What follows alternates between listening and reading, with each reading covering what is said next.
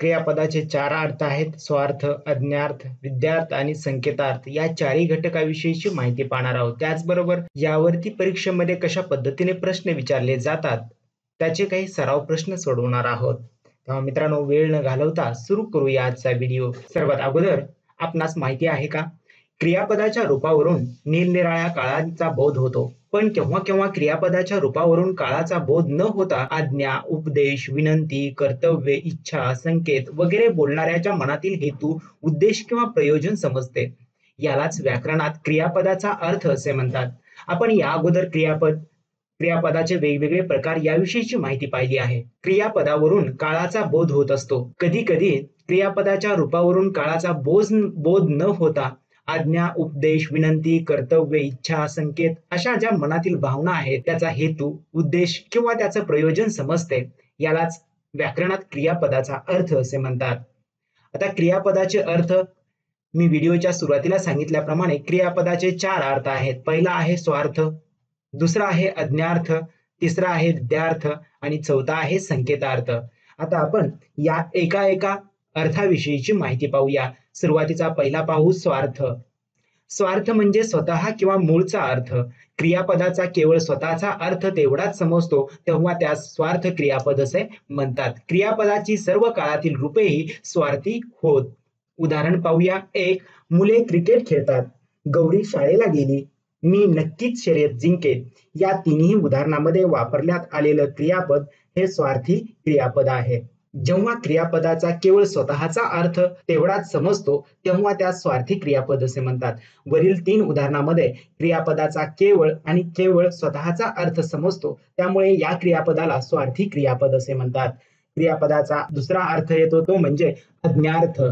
क्रियापदाच्या रूपावरून मागणे किंवा आज्ञा करणे, आशीर्वाद देणे, प्रार्थना, विनंती किंवा उपदेश करणे या गोष्टीचा बोध होतो तेव्हा त्यास आज्ञार्थी क्रियापद असे म्हणतात. जर क्रियापदावरून मागणी करणे, आज्ञा करणे, आशीर्वाद देणे, प्रार्थना, विनंती किंवा उपदेश या गोष्टीचा बोध होत असेल तर अशा क्रियापदाला आज्ञार्थी क्रियापद असे म्हणतात. आता पाहूया याची काही उदाहरणं. 1. मुलांनो, सर्वजण शांत बसा. या वाक्यामध्ये आज्ञा आहे. देवा, सर्वांना सुखी ठेव.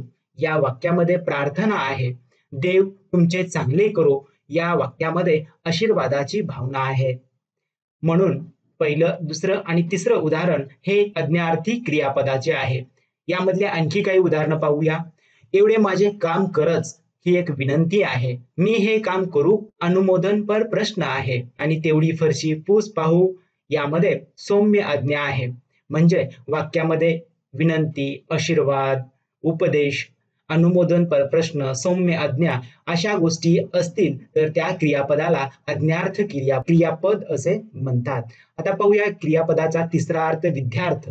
जेव्हा वाक्यातील क्रियापदाच्या रूपातून विधी म्हणजे कर्तव्य, शक्यता, योग्यता, इच्छा या गोष्टीचा बोध होतो तेव्हा त्यास विद्यार्थी क्रियापद असे म्हणतात. जर क्रियापदावरून कर्तव्य, शक्यता, योग्यता, इच्छा या गोष्टीचा बोध होत असेल तर त्यास विद्यार्थी क्रियापद असे म्हणतात. ही गोष्ट लक्षात ठेवा. उदाहरणार्थ, मुलांनो, मोठ्यांची आज्ञा पाळावी. यामध्ये कर्तव्य सांगितलं आहे. अंगी धाडस असणाऱ्यांनीच हे करावे. या वाक्यात योग्यता आहे. स्पर्धेतील बक्षीस मला मिळावे ही शक्यता आहे.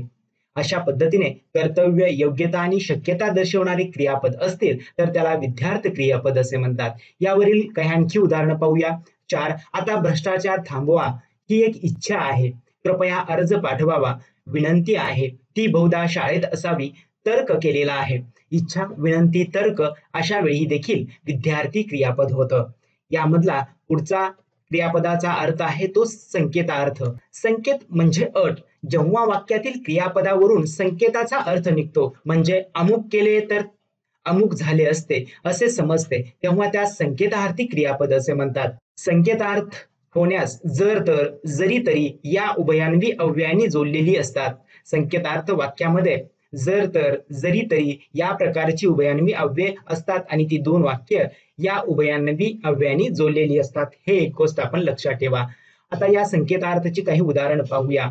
मला जर बोलावले असते तर आले असते. 2. निमंत्रण आले तर मी येईन. 3. सुट्टी असली तरी कार्यक्रम होणारच. 4. तुम्ही गेला असता तरी चालले असते. वरील वाक्यामध्ये जर तर तरी तरी अशा पद्धतीचे उभयान्वी अव्यय आलेले आहेत अशी वाक्य असतील तर त्या वाक्यामध्ये संकेतार्थी क्रियापद असतं. अशा पद्धतीने आपण संकेतार्थी क्रियापद, विद्यार्थी क्रियापद, स्वार्थी क्रियापद याविषयीची माहिती पाहिली. आता या घटकावरती वेगवेगळ्या स्पर्धा परीक्षेमध्ये कशा पद्धतीने प्रश्न विचारले जातात असे काही नमुना प्रश्न आपण सोडवूया. पाहूया पहिला प्रश्न. प्रश्न पहिला, राजू अभ्यास कर. वाक्यातील क्रियापदाचा अर्थ कोणता? आणि यासाठी पर्याय आहेत अ संकेतार्थ, ब अज्ञार्थ, क विद्यार्थ आणि ड स्वार्थ. राजू अभ्यास कर या वाक्यामध्ये क्रियापदाचे रूप आज्ञा देणारे आहे म्हणून हे अज्ञार्थ वाक्य आहे. पाहूया पुढचा प्रश्न. प्रश्न दुसरा, खाली दिलेल्या वाक्यातील क्रियापदाचा अर्थ ओळखा व त्याचा पर्याय लिहा. अंगी शौर्य असणाऱ्यांनीच हे करावे असे हे वाक्य आहे. यासाठी पर्याय आहेत अ अज्ञार्थी, ब योग्यता, क विद्यार्थ आणि ड स्वार्थ. वाक्यात अंगी शौर्य असणाऱ्यांनीच हे करावे ही योग्यता दिसून येते म्हणून पर्याय क्रमांक 2 योग्यता हे उत्तर अचूक आहे. पाहूया पुढचा प्रश्न. प्रश्न तिसरा, संघर्ष करावा तर मराठ्यांनीच या वाक्यातील क्रियापदाचा अर्थ ओळखा. यासाठी पर्याय आहेत अ अज्ञार्थ, ब स्वार्थ, 3 संकेतार्थ, ड विद्यार्थ. वरील वाक्यात क्रियापदाचे रूप विद्यार्थ म्हणजे योग्यता आहे म्हणून पर्याय क्रमांक 4 विद्यार्थ हे याचं अचूक उत्तर आहे. प्रश्न चौथा, संकेतार्थी वाक्य कोणते ते ओळखा. या ठिकाणी 4 वाक्य दिलेले आहेत त्यापैकी संकेतार्थी वाक्य कोणते आहे ते ओळखायचं आहे.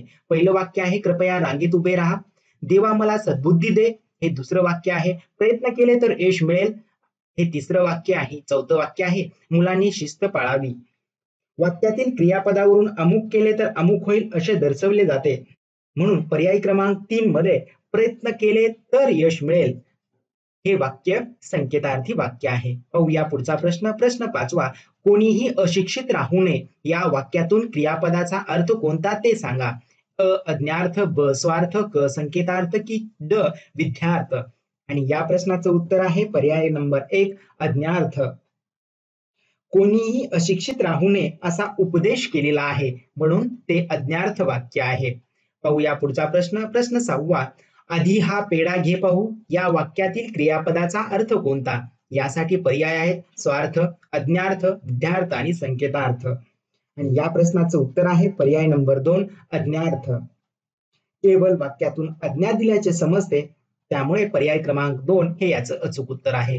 पाहूया पुढचा प्रश्न. प्रश्न 7वा, अमुक केले तर अमुक होईल असे विधान करायचे असल्यास कोणत्या अर्थाच्या क्रियापदाची योजना करावी. यासाठी पर्याय आहेत अज्ञार्थ, स्वार्थ, विद्यार्थ की संकेतार्थ. आणि या प्रश्नाचं उत्तर आहे अमुक केले तर अमुक होईल अशी योजना संकेतार्थ क्रियापदामध्ये असते म्हणून पर्याय नंबर 4 ड संकेतार्थ हे याचं अचूक उत्तर आहे. पाहूया पुढचा प्रश्न. प्रश्न 8वा, वाक्यातील क्रियापदाच्या रूपातून आज्ञा या गोष्टीचा बोध होत असेल त्या वाक्यातील क्रियापदाचा अर्थ कोणता. यासाठी पर्याय आहेत अज्ञार्थी, स्वार्थी, विद्यार्थी की संकेतार्थी. क्रियापदाच्या रूपावरून आज्ञा या गोष्टीचा बोध होत असेल तर त्याला अज्ञार्थी क्रियापद असे म्हणतात म्हणून पर्याय नंबर 1 हे याचं उत्तर आहे. प्रश्न 9वा, संकेतार्थी वाक्य कोणत्या अव्ययावरून ओळखावीत. अ आणि व, ब वा अन, क किंवा कर परंतु की ड जर तर. आणि याचं उत्तर आहे जर तर या उभयान्वी अव्ययांनी संकेतार्थी वाक्य ओळखतील. प्रश्न 10वा, खालीलपैकी कोणत्या वाक्यातील क्रियापदाचा अर्थ स्वार्थ आहे. अ तू शांत बस, तो शांत बसला, त्याने शांत बसावे की ड तू शांत बसला तर सांगेन. मित्रांनो या प्रश्नाचं उत्तर मला आपल्या नावासह या व्हिडिओच्या खाली कमेंट करून कळवायचं आहे. मित्रांनो व्हिडिओ आवडला असेल तर लाईक करा, आपल्या मित्रांना शेअर करा आणि अशाच नवनवीन व्हिडिओसाठी आपलं YouTube चॅनल सबस्क्राईब करून समोरच्या बेलवर क्लिक करा. मित्रांनो भेटूया पुढील एका नवीन व्हिडिओमध्ये. धन्यवाद.